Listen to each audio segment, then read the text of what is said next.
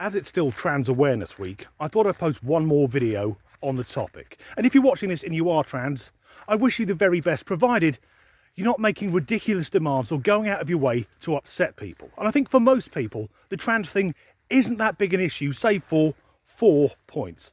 The first is no one, at least no one sane, actually believes it. No one believes that someone born a man can have some operations, take some hormones, and is then actually a woman. He may appear to look like a woman and sound like a woman, but deep down in the chromosomes, he's still a man. And it's when people make demands that we accept that a male can become a female, ignore the evidence of our own eyes, that it's going too far. The second and third points I covered yesterday, that no biological man should enter female-only spaces or compete in women's sports. In both cases, it's unfair and dangerous.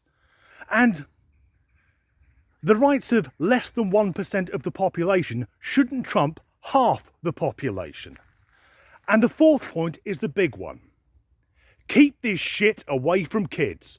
There's no doubt that social contagion is a huge part of why so many younger people are identifying as trans or non-binary. Now, I don't believe that until anyone hits puberty, they really know who they are. Until the hormones kick in and everything switches on, we don't really know our own sexuality, let alone if we think we're in the wrong body. So the argument, protect trans kids, there's no such thing as trans kids. There's just really crap parents. And of course, among many progressive, woke, upper middle class white parents, it's very fashionable to have a trans child. So they may suggest to their child that they are indeed trans. And that child will remain fashionable right up until the point where the parents go up to their bedroom and find them hanging from the ceiling. Of course, it's not just parents. It's also social media, in particular, the mental illness factory, TikTok. And let's be honest, young kids, they're thick as shit. They don't have the tools to argue or reason. So if they're told something enough times, they will believe it. It's also coming from education. Now, to be indoctrinated into progressive or woke ideology, of which gender politics is a big part, that used to take place mostly at universities. But it's been making its way back through the colleges, through the high schools, into the junior schools, and even into some preschools. And it's not being pushed by other children, it's being pushed by certain teachers. I believe most teachers are good, hard-working people. I mean, for people that get a third of the year off, they do moan a lot. But then there are the bad teachers. Generally, these are those who've never left academia. They get educated, but the real world is too frightening for them. So they go on to teach others. So now they have a captive audience, these young minds, who they can gaslight and brainwash into thinking what the teacher is thinking. That gives the teacher a sense of power. And I guess it makes them feel less isolated, that their delusions are no longer as rare as they used to be. So I've got a clip of one of these teachers in action, as it were, and then I'm going to destroy everything he says. I'm Jack. My pronouns are they, them, and I identify as trans and non-binary. Here are 3 things you can do to support trans children in your school. Number 1, be a visible trans ally.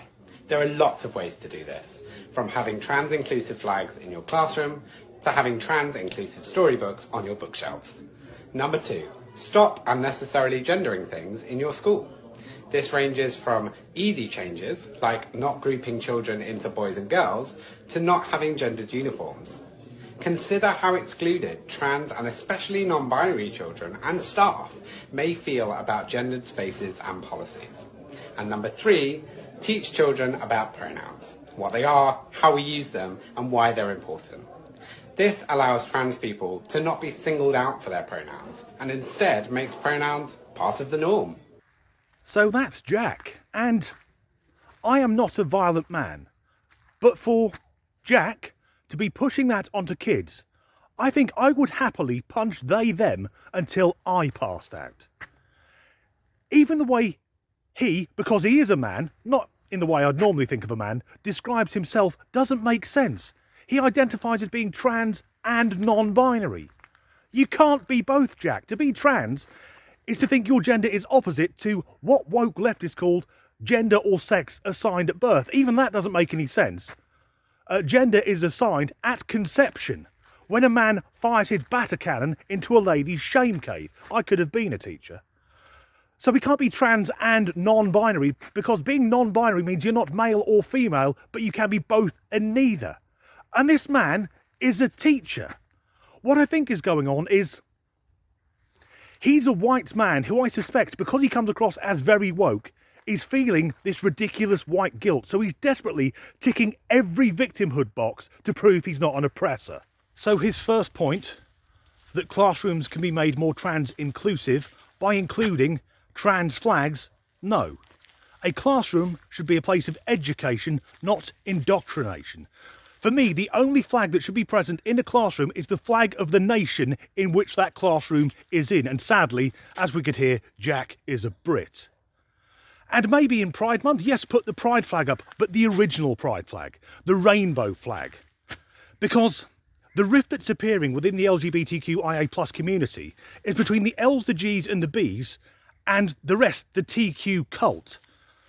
The first three letters, LGB, those are sexualities. Everything that comes after it are identities. They aren't the same thing. And at present, the T's within that organisation, that community, are doing more damage to the community than good old-fashioned homophobia ever could. As for the idea of having trans-inclusive storybooks on the bookshelves, again, from me, that's a big no, because I've seen some of these books.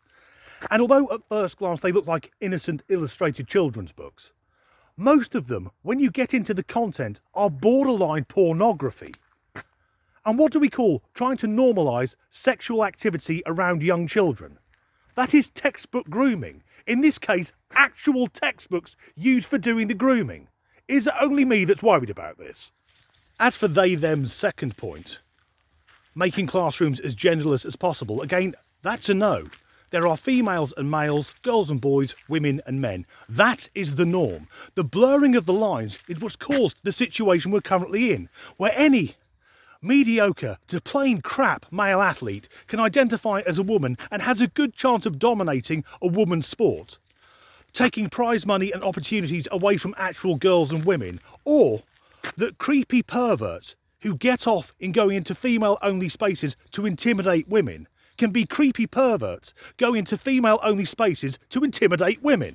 And it's quite telling that many progressive companies who a few years ago installed gender-neutral bathrooms are now ripping them out, because it transpires gender-neutral bathrooms increase attacks on women and children, physical and worse.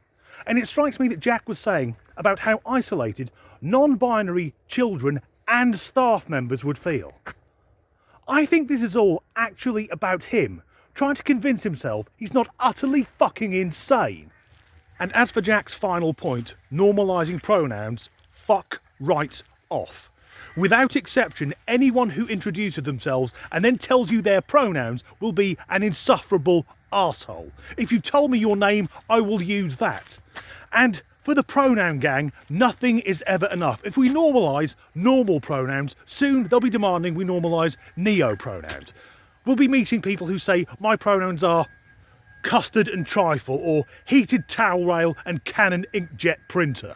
We all accept that children aren't mature enough to vote, to drive, to operate heavy machinery, to join the armed forces, to drink, to smoke, to get tattooed, etc, etc. So surely they're not mature enough to choose whether or not they're a different bloody gender.